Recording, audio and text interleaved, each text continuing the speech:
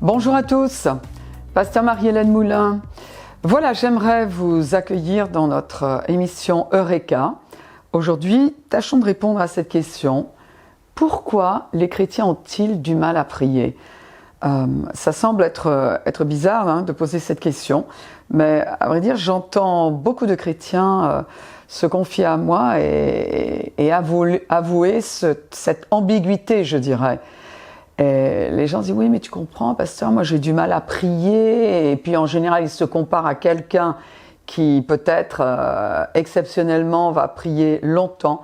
Bien que, vous savez, il n'y a pas beaucoup de gens qui restent longtemps en prière. En revanche, il y a peut-être plus de chrétiens qui ont des moments de prière dans la journée au cours de leur vie quotidienne, de leur routine quotidienne.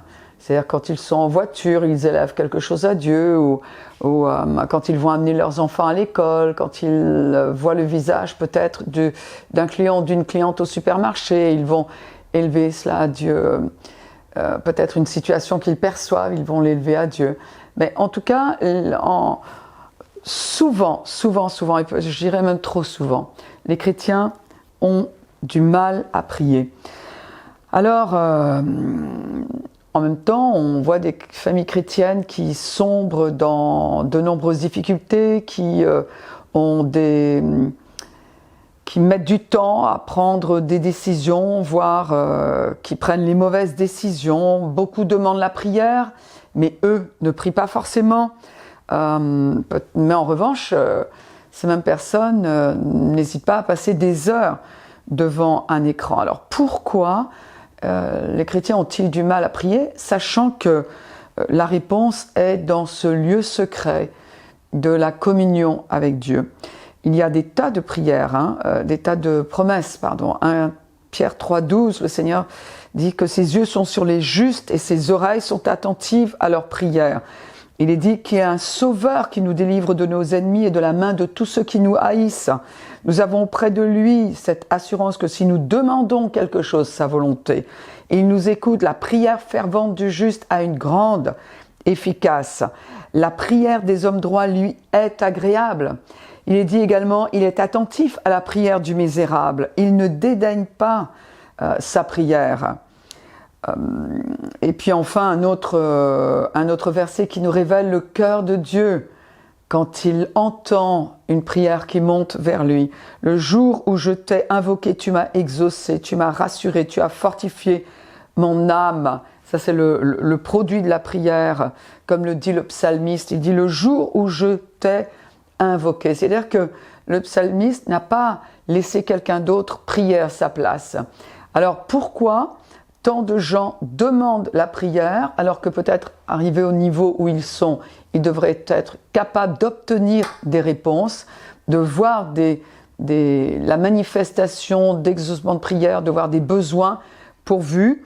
Bien, il y a peut-être plusieurs raisons. En tout cas, on sait que Dieu nous aime. Et on va voir les raisons. Donc, on n'a aucun effort à faire. Il nous aime.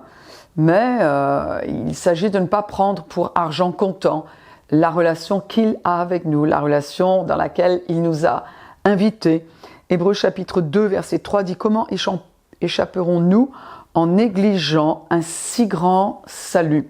Il y a plusieurs manières de le comprendre, mais en tout cas, ça n'est pas aller au-delà de l'interprétation que de dire « Comment échapperons-nous en négligeant », c'est-à-dire en prenant à la légère un si grand salut. Et le salut nous a accordé tant de bienfaits. Le salut est cette réconciliation gratuite avec Dieu nous a donné accès non seulement à Dieu, bien sûr au Fils et au Saint-Esprit, nous a également donné accès à toutes les ressources qu'il a pour nous. Or, les ressources de Dieu couvrent beaucoup plus que nos besoins ou ceux de ceux pour qui nous prions.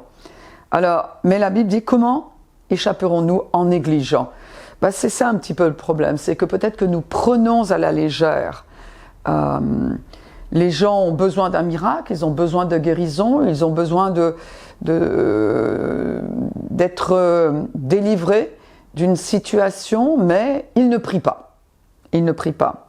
Ceci dit, dans Hébreux chapitre 10, versets 19 à 22, il est dit ainsi donc frères, puisque nous avons au moyen du sang de Jésus une libre entrée dans le sanctuaire par la route nouvelle et vivante qu'il a inaugurée pour nous au travers du voile, c'est-à-dire de sa chair, puisque nous avons un souverain sacrificateur établi sur la maison de Dieu.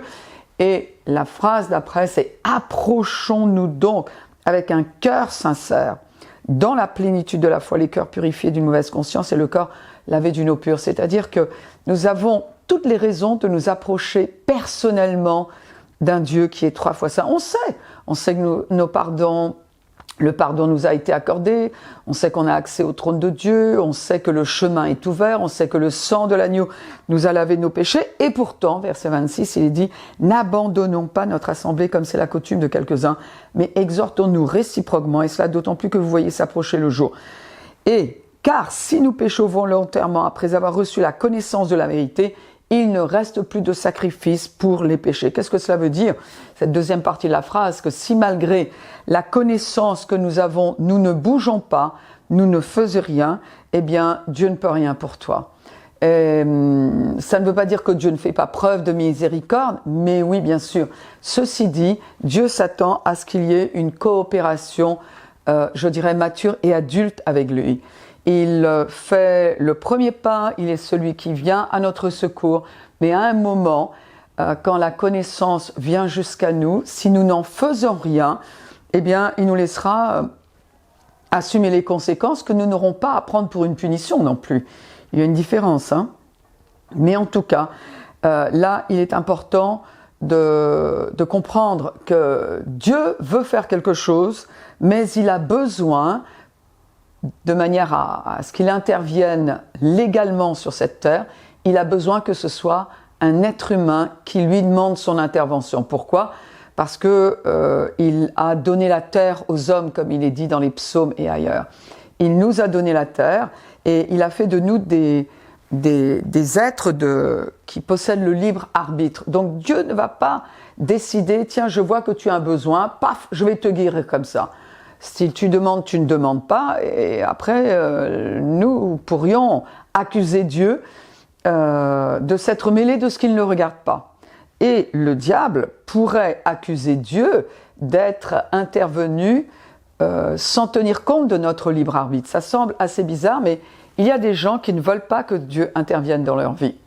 Il y en a qui ne le veulent pas parce qu'ils ne savent pas qu'il est bon, d'autres qui ne veulent pas qu'il intervienne dans leur vie parce qu'ils lui prêtent de mauvaises intentions, ils se trompent d'ennemis, ils pensent que ce que le diable fait dans leur vie, c'est Dieu qui le fait.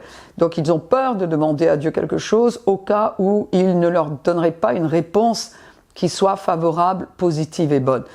Mais en tout cas, il faut vraiment que nous considérions qui est Dieu et que Dieu est bon et que pour intervenir dans notre vie, eh bien, il va dire, ok, tu es mon enfant, mais tu ne peux pas rester un bébé toute ta vie. Il y a des choses que Dieu fait par grâce, effectivement, parce qu'il tient compte de notre ignorance, mais il sait aussi quand la connaissance vient jusqu'à nous. Et quand la connaissance vient jusqu'à nous, alors il s'attend que nous l'utilisions, et dans la pratique de cette connaissance, eh bien, nous allons mûrir, notre relation avec lui va mûrir, et surtout, nous savons ce que nous pouvons demander, et nous recevons ce que nous avons demandé. C'est ce qui nous est dit dans 1 Jean chapitre 5. Voilà, en tout cas, écoutez, moi je vous propose de reprendre cet épisode plus tard, et d'apporter des réponses. Pourquoi les chrétiens ont-ils du mal à prier? En tout cas, si vous avez été bénis par ce message, moi je vous encourage. On ne garde jamais la bénédiction pour soi. Ça, c'est une chose que j'ai vraiment apprise.